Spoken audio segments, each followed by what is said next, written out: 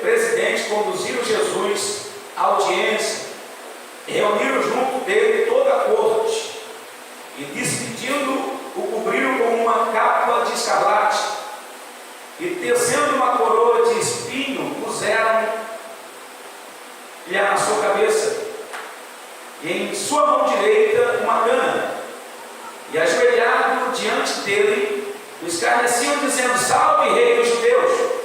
E cuspiam nele, tiraram-lhe a cana e batiam-lhe com ela na cabeça. E depois de o haverem escarnecido, tiraram-lhe a capa e vestiram-lhe as suas vestes e o levaram para ser crucificado. E quando saíam, encontraram um homem sirineu chamado Simão, a quem constrangeram a levar a sua cruz. E chegando ao lugar chamado Gólgota, que quer dizer lugar da caveira, deram-lhe a beber vinho misturado com fel, mas ele, provando, não quis beber. E havendo-o crucificado, repartiram seus vestidos, lançando sorte para que se cumprisse o que foi dito pelo profeta. Repartiram entre si os meus vestidos, e sobre a minha túnica lançaram sorte. E assentados o guardavam ali, e por cima da sua cabeça puseram uma escrita e sua acusação, que dizia: Este é Jesus, o Rei dos Judeus. Amém? Vamos fazer uma de oração? Feche os teus olhos, glorioso Deus e eterno Pai. Em nome de Jesus Cristo, nós oramos e pedimos a tua bondade, a tua misericórdia, que o teu nome venha a ser glorificado. Fala conosco, Senhor, através da tua palavra nesta noite. Nos edifica, nos cura, nos liberta, nos transforma pelo poder do teu Espírito Santo, e que nós sejamos alcançados pela tua misericórdia e amor, para a glória de Jesus Cristo. Amém, irmãos? Tome os seus assentos, por gentileza, fique à vontade. Quem puder glorificar a Deus, pode.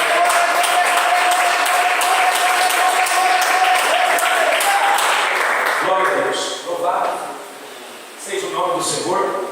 Muita dificuldade para ler, né? É miúda. Irmãos, eu quero fazer um comentário dentro desse texto bíblico, porque se tem algo que os judeus eles privam e guardam muito, né? São datas comemorativas religiosas, que se chamam chamados de Deus, ordens de Deus, dada para o seu povo, para que o seu povo viesse à presença de Deus, adorar. Já citei isso em algumas outras mensagens, prego um pouco aqui, mas tenho citado. Então, dentro das 4 estações do ano, verão, primavera, outono e inverno, existem 4 festas em Jerusalém: festa do Persa, Páscoa, festa dos Tabernáculos, festa do Pentecostes e a festa chamada Yom Kippur, a festa do perdão. Eu sou uma mãe da palavra, gosto de estudar. Eu não consigo pregar tudo aquilo que eu estudo, porque, claro, eu não vou pregar tudo aquilo que nós estudamos ali, mas eu procuro fazer um resumo, e isso para mim é muito importante. Essas festas, essas datas que eram comemoradas, são até o dia de hoje em Jerusalém. Muitas pessoas vinham de longe, peregrinavam de quilômetros, distâncias longínquas, terras completamente afastadas de Jerusalém, fora dos seus muros, mas chegavam nessas datas, eles saíam de onde eles estivessem e vinham então para um lugar onde tinha então o Dom da Rocha, que era o templo sagrado, não é? Onde hoje está construída então um templo dos muçulmanos. Eles chamam de Meca, né? Que traz como o topo, a cúpula do templo, coberta com 11 centímetros de urubu, doado por todos os muçulmanos. E ali, naquele local, estava o local onde estava construído então o templo de Salomão. Em cima desse templo era o Monte Moriá, aonde a Bíblia diz que Deus então mandou que Abraão fizesse um sacrifício. O sacrifício de Abraão seria o seu filho Isaac. Esse templo é chamado de Al-Aqsa. Al-Aqsa casa no original ou no hebraico quer dizer o domo da rocha, a casa ou templo sagrado. Todos que atendiam o chamado, eles iam para ir ao templo. Bom, todos os judeus, eles vinham de qualquer lugar para entrar no templo sagrado. Por quê? Porque era ali feito então os rituais, não só de apresentação de manjares, agradecendo a Deus, frutos, cereais, oferta de carneiros, pombeiros e até boi, diz a Bíblia, era trazido para oferecer então a Deus, entregue na mão do sumo sacerdote, que ia fazer o sacrifício então no altar que tinha sido erigido dentro do templo da casa de Deus, o templo sagrado. Já preguei a respeito do altar. O altar dentro do templo tinha aproximadamente 2,88 metros de altura. Então, quando se fazia o sacrifício aqui no altar, todos estavam embaixo, olhando para cima, porque ele ficava 2,88 metros de altura. Bom, preguei isso a respeito de Moisés, algumas semanas atrás. Moisés tinha que fazer uma escada não, tinha que ser uma rampa para subir no altar. Então todos vinham de longe para cultuar a Deus, oferecer os seus sacrifícios, de qualquer parte. E é interessante lembrar que dentro dessas 4 festividades tinha um acontecimento muito maravilhoso. Era um encontro que marcou dentro da história bíblica, né, essa data, né, apropriadamente dia 14 do mês de Abib, né? E Abib quer dizer de março, porque Nissan fala de abril. Então a Bíblia diz no livro de Deuteronômio que no dia 14 do mês de Abib, está escrito Bíblia, tá bom? Mês de Abib, que é o mês de março, todos os judeus deveriam então vir a Jerusalém e oferecer os seus sacrifícios a Deus na casa ou no Benhamita, que quer dizer templo sagrado. Então todos os judeus vinham nessa data. O que tinha de especial nessa data, fora as 4 datas que Deus chamava? Então todos vinham para ver então a morte do Cordeiro. A morte do Cordeiro nada mais fazia os judeus lembrar do que a grande libertação do povo de Deus das terras do Egito. É por isso que é comemorado o Páscoa, tá bom? Que quer dizer Páscoa. Então os judeus comemoram a Páscoa porque antes deles saírem do Egito, Deus mandou eles matar o cordeiro, se alimentar com seus irmãos e pegar o sangue e espargir nos umbrais da porta. Para quê? Para que o espírito da morte então não tocasse no povo de Deus, ou pelo menos em todos os primogênitos. A Bíblia diz então que todos vinham para Jerusalém para então essa festividade. Isso era primordial para o judeu ou para qualquer tipo de cristão, crente convertido ao Senhor. Isso era a maior festa que tinha, era eles ir a Jerusalém e também presenciar, entrar dentro do templo e presenciar o sumo sacerdote, o Gadol Cohen, então fazer o sacrifício do cordeiro. Acontecia algo extraordinário dentro do templo quando fazia esse sacrifício. 2 coisas que aconteciam. Primeira coisa, que para entrar dentro do ato onde ia haver o sacrifício do cordeiro sobre o altar pelo sumo sacerdote, ninguém poderia entrar então dentro das portas, que só tinha uma porta de entrada. Ninguém podia entrar pelas portas do ato onde eles iam assistir então o cordeiro ser imolado, então com vestimenta suja. Todo o bom judeu, porque nesse ato eles só entravam os homens. E as mulheres onde ficavam? As mulheres ficavam fora do templo, pela aresta do templo. As mulheres poderiam assistir então o culto lá de fora e olhavam para dentro. E só quem ficava dentro eram os homens. Vocês sabem disso nessa época? As mulheres não tinham acesso ao lugar santo, né? Tempo do apóstolo Paulo, em Corinto, né? O apóstolo Paulo disse que as mulheres não podiam nem falar em culto, fazer uma pergunta. Então as mulheres ficavam fora, olhavam pelas arestas, as brechas que tinham no átrio, né? E os homens tinham que entrar, mas tinham que entrar com vestimentas limpas. Não era só limpo, era com vestimentas de linho e brancas, uma túnica branca.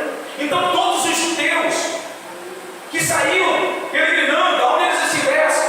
Eles saíram de casa e colocavam uma vestimenta de linho, uma túnica. Eles preparavam o ano inteiro para esse dia. Eles pegavam uma túnica, compravam, vestiam uma túnica de linho inteira, branca, e preparavam, guardavam aquela túnica e saíam peregrinando, porque eles sabiam que quando eles chegassem então, em Jerusalém, entrando por as suas 12 portas que eles tinham em Jerusalém, eles tinham que ir na porta da cidade, eles tinham que tirar aquela vestimenta que eles tinham peregrinado, e eles tinham que colocar a vestimenta de linho branco, porque eles tinham que entrar na cidade com aquela vestimenta para ir então ao Beit Hamikdash, ao templo sagrado, para eles entrarem. E lá tinha alguém na porta, só tinha uma porta, e tinha um cidadão lá na porta observando se tinha alguma mancha, alguma sujeira na roupa, porque quem tivesse uma sujeira na vestimenta não entrava para ver o sacrifício do cordeiro. Quem está me entendendo aí, diga amém. A Bíblia diz então que nessa fase de peregrinação eles iam, chegavam no portão dos muros. Quando chegavam no portão do muro da cidade, tiravam aquela vestimenta, botavam a vestimenta de linho, e quando entrava para dentro, irmão, olhava aquela multidão de judeus, eles estavam tudo de vestimenta branca. Por quê? Porque eles estavam indo tudo para o mesmo lugar, o Beit Hamikdash, o templo sagrado, e eles queriam ir porque lá eles iam presenciar o sacrifício do cordeiro. Era só por causa disso, irmão? Não. Porque diz os rabínicos judeus que então todos que entravam ali, depois de passar pela vistoria daquele que estava na porta, na tua vestimenta, está tudo ok? Pode entrar para ver a morte do cordeiro. E quem tinha a vestimenta manchada suja? Não. Aqui você não pode entrar. Por quê? Porque a tua vestimenta está suja. Quem tem a vestimenta suja não pode ver o sacrifício do cordeiro. Tinha que voltar. Só o próximo ano. Todos entravam para dentro, e lá dentro acontecia algo extraordinário. Os mestres, então, de Torá, ou os rabínicos, conhecedores das escrituras, diziam então que quando o Gadol Cohen, o sumo sacerdote, subia o altar de 2,88 metros de altura e trazia o sacrifício, então ele imolava o cordeiro, levantava pela pata traseira e fazia 7 giros horário na mesma direção, 7 voltas. Quando ele dava a 7ª volta, o sangue do animal se esgotava. Aquilo queria dizer que então aquele círculo de sangue representava a eternidade de Deus, e Deus se manifestando no meio do seu povo aqui na terra. Então ele tirava o animal e pegava uma esponja, que no livro do Salmo 51 o salmista disse: lava-me com isope e ficarei puro. Eles pegavam uma semente de isope. Quem conhece isope aqui? Não conhece? Eu conheço isso da roça. Isope é uma semente. É uma semente que quando ela cresce, ela está desse tamanho. É um fruto verde, você descasca ela, e dentro dela parece que é uma acolchoada de linho. Não tem quando alguém faz tricô? Fica aquela linha grossa por dentro, né, toda enroscada uma na outra. Você descasca ela e bota no sol. Ela seca e vira uma esponja. Eu lavava aqui. Depois que ela seca, você lava aqui, ó. Mas lavava aqui, não tinha esponja não. O texto diz que então o sumo sacerdote pegava o isope e comprimia ele. Por quê? Porque não podia tocar com a mão no sangue. Porque se ele tocasse com a mão no sangue do animal, ele profanava o sangue. Então ele comprimia o isopo, colocava no sangue. E quando o isopo se enchisse para a água, ele sugava o sangue. Agora, para tocar no isopo, o sangue não pode pegar com a mão, porque se ele profanou o altar, ele profanou o sangue. Ele pegava uma vara e fincava no isopo, porque ele levantava o isopo, e todos aqueles que estavam ali embaixo, de vestimenta branca, esperando para ver o sacrifício do cordeiro, não era só para ver o sacrifício do cordeiro, porque a história diz que então o sumo sacerdote começava a espargir o sangue nas pessoas que estavam lá embaixo de vestimenta branca. E